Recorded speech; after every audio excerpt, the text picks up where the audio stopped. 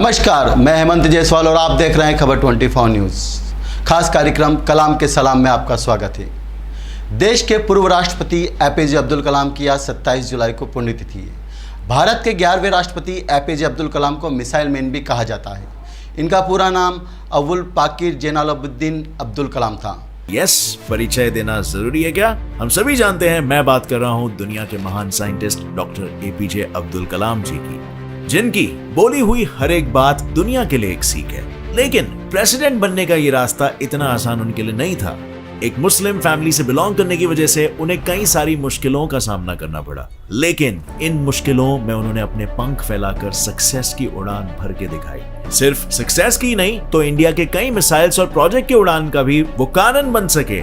तो कैसे उन्होंने इन सारे हालातों का डट कर सामना किया और कैसे लोग उन्हें इंडिया का मिसाइल मैन कहकर पुकारने लगे, इन्हीं सारे सवालों के जवाब और एपीजे अब्दुल कलाम की जिंदगी के कुछ माइंड ब्लोइंग किस्से मैं आज आपको सुनाऊंगा in today's video titled biography of doctor APJ Abdul Kalam. APJ Abdul Kalam का नाम महान वैज्ञानिक और विचारक में गिना जाता है।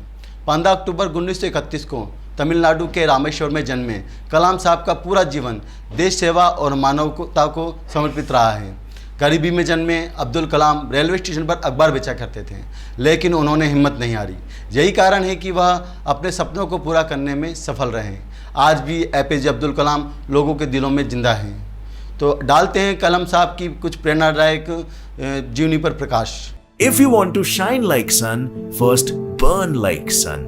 दुनिया को ये सिखाने वाले इस सूरज का जन्म 15 अक्टूबर 1931 में रामेश्वरम के एक तमिल मुस्लिम फैमिली में हुआ था। पेशे से उनके पिताजी जैनुलाब्दीन एक नाव चलाने वाले थे जो हिंदू तीर्थ यात्रियों को रामेश्वरम की सैर कराते थे, और उनकी माँ आशी अम्मा एक हाउसवाइफ थी। वैसे तो उनका घर छोटा था, लेकिन परिवार बड़ा था। घर में 4 भाई और एक बहन थी, जिनमें अब्दुल कलाम जी सबसे छोटे थे। अब जब परिवार बड़ा था तो घर में पैसे की समस्या होती रहती थी, इसीलिए घर की जमा पूंजी में खुद का हाथ देने के लिए अब्दुल कलाम ने केवल 10 साल की उम्र में पेपर बेचना शुरू कर दिया। लेकिन क्या ये सिर्फ एक ही रीजन था इस काम को करने का? नहीं, उन्होंने इस काम को भी सोच समझ कर चुना था। बचपन से ही कलाम जी को नॉलेज गेन करने की बहुत भूख थी, और इसीलिए कोई भी अखबार बेचने से पहले वो उस अखबार को पूरी तरह से पढ़ लेते थे। पर ऑफ कोर्स नॉलेज ढूंढने का ये रास्ता हमेशा से आसान नहीं था। एक गरीब मुस्लिम होने की वजह से उन्हें हमेशा कई डिफिकल्टीज का सामना करना पड़ा। उनमें से एक डिफिकल्टी तो उनके बचपन की है कि जब वो 5वीं कक्षा में थे तब वो उनके बेस्ट फ्रेंड रामनाथा शास्त्री, जो एक रुड़वाड़ी हिंदू ब्राह्मण फैमिली से बिलोंग करते थे, अब्दुल कलाम जी उनके साथ पहली बेंच पर बैठा करते थे। और एक दिन उनके स्कूल में एक नए टीचर आए और एक मुस्लिम को एक ब्राह्मण के साथ देखकर वो चौंक गए। उन्हें दोनों का एक साथ बैठना पसंद नहीं आया और उन्होंने कलाम जी को लास्ट बेंच पर बैठने के लिए कहा। लेकिन क्या उस लास्ट बेंच पर बैठना उन्हें जिंदगी में पीछे छोड़ने वाला था?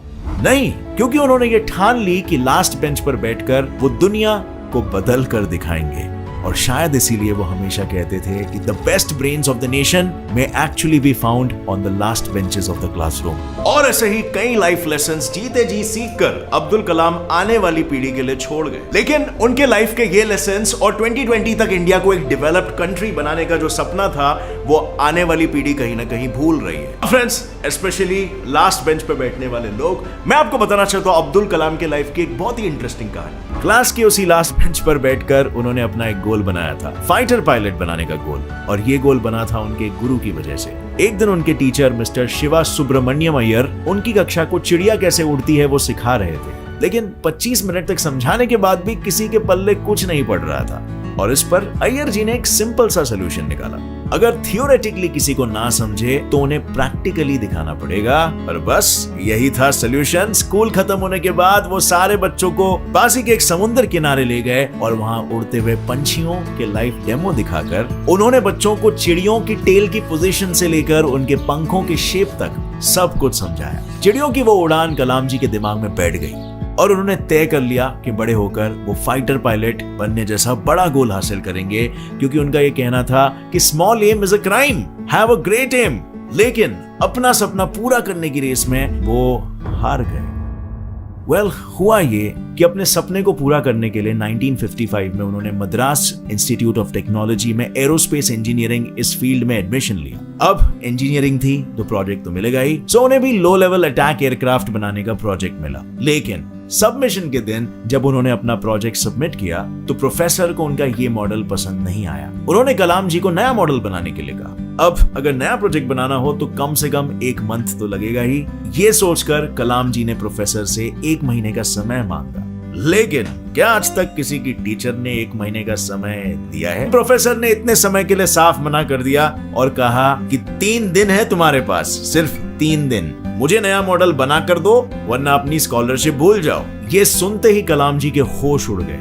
एंड क्या कम समय में ये प्रोजेक्ट को कंप्लीट करना कलाम जी को रोकने वाला था? नहीं, स्कॉलरशिप छीन जाने के डर से कलाम सर ने 3 दिन बिना सोए दिन रात इतनी मेहनत की कि जब 3 दिन बाद उन्होंने मॉडल पेश किया तो उनके प्रोफेसर चकित रह गए। उनके इस मेहनत पर प्रोफेसर ने उनसे एक बात कही, मुझे पता था कि 3 दिन में नया एयरक्राफ्ट बनाना पॉसिबल नहीं है, लेकिन स्कॉलरशिप छीन जाने की जुनून की वजह से तुमने इसे पॉसिबल किया। और इस इंसिडेंट से कलाम जी को एक बात समझ आ गई, to succeed in your mission you must have single minded devotion to your goal. आखिर उनके इंजीनियरिंग खत्म होने के बाद अपना सपना पूरा करने का एक अवसर उन्हें इंटरव्यू के रूप में आया, जो था इंडियन एयरफोर्स ऑफ देहरादून। इसका इंटरव्यू, लेकिन जैसे मैंने पहले कहा, उनका यह सपना अधूरा रह गया क्योंकि इस इंटरव्यू में 25 लोगों में से सिर्फ 8 लोगों को ही चुना गया। और पता है कलाम जी कौन सी पोजीशन पर थे? 9th। सिर्फ एक पोजीशन की वजह से उनका यह सपना ही रह गया। ये इंसिडेंट उनके लिए एक बहुत बड़ी सीख थी। इसीलिए इस इंसिडेंट को कलाम जी ने अपनी my journey transforming dreams into action इस ऑटोबायोग्राफी में लिखा है, जिसकी सीख में वो कहते हैं, it is only when we are faced with failure do we realize that these resources were always there within us. We only need to find them and move on with our lives.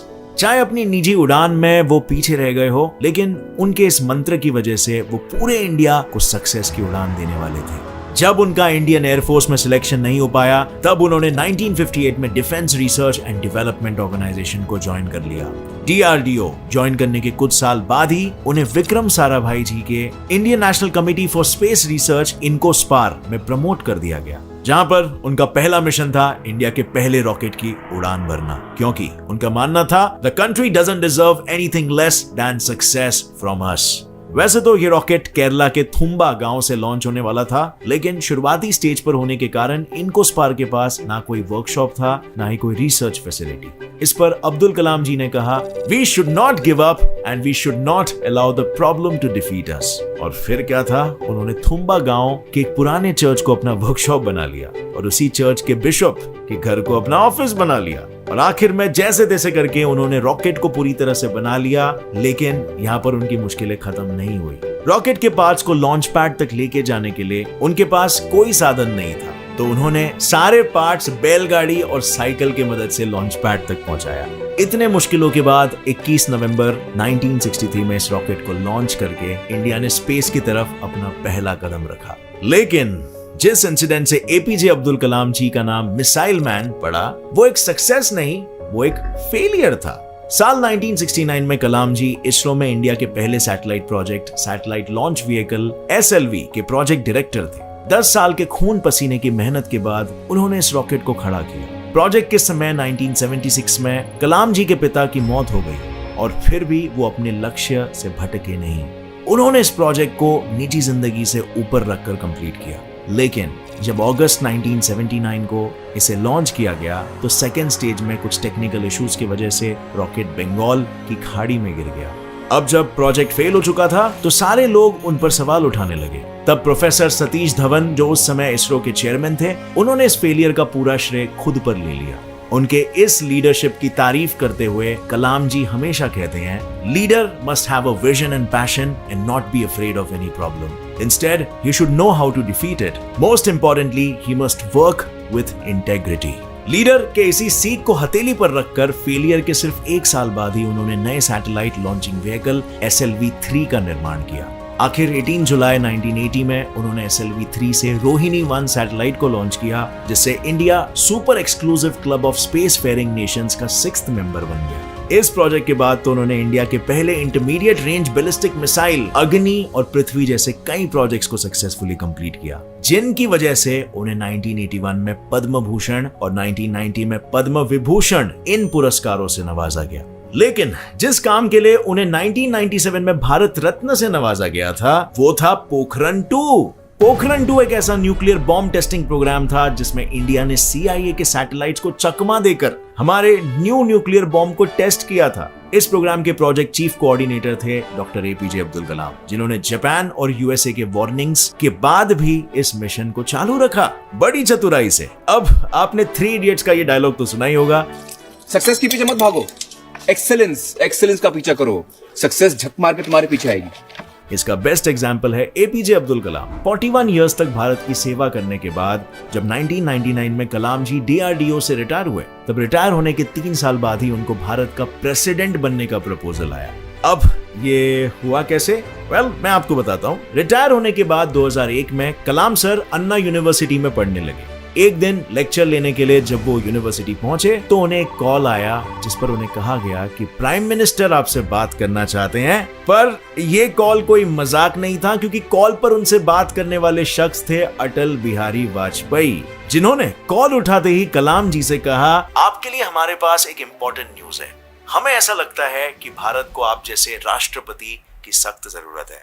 और ये बात कलाम sir के लिए एकदम अविश्वसनीय थी और इसीलिए उसका जवाब देने के लिए उन्होंने वाजपेयी जी से कहा कि मुझे बस 2 घंटों की मोहलत दीजिए। और उन 2 घंटों में उन्होंने विचार किया इंडिया को 2020 तक डेवलप करने का। वो ये सपना हमेशा से देख रहे थे, उस सपने को पूरा करने का ये सुनहरा अवसर था। और फिर 2 घंटे बाद उन्होंने जो जवाब दिया उससे 25 जुलाई 2002 में वो इंडिया के 11वें राष्ट्रपति बन गए। राष्ट्रपति होने के बाद भी उन्होंने अपने टीचिंग के ड्रीम को नहीं छोड़ा था। उन्हें जब भी समय मिल जाता वो स्टूडेंट्स को पढ़ाने के लिए चले जाते थे। टीचर्स डे के एक इंटरव्यू में उन्होंने कहा था, अगर लोग मुझे एक अच्छे शिक्षक के रूप में याद करते हैं तो ये मेरे लिए सबसे बड़ा सम्मान होगा।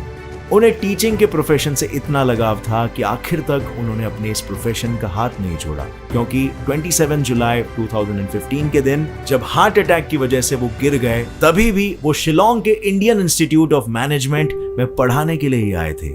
इतना ही नहीं, मरने के बाद उनके अंतिम संस्कार में भी 3,50,000 से ज्यादा लोग शामिल थे, जिससे पता चलता है कि वो सिर्फ मिसाइल मैन ही नहीं बल्कि पीपल्स प्रेसिडेंट, कलाम चाचा और इन जैसे कई रूपों में इंडियंस के दिल में बसे थे। आज के खास कार्यक्रम में फिलहाल इतना ही। ताजा तरीन कार्यक्रम एवं बुलेटिनों के लिए देखते रहिए खबर 24 न्यूज़।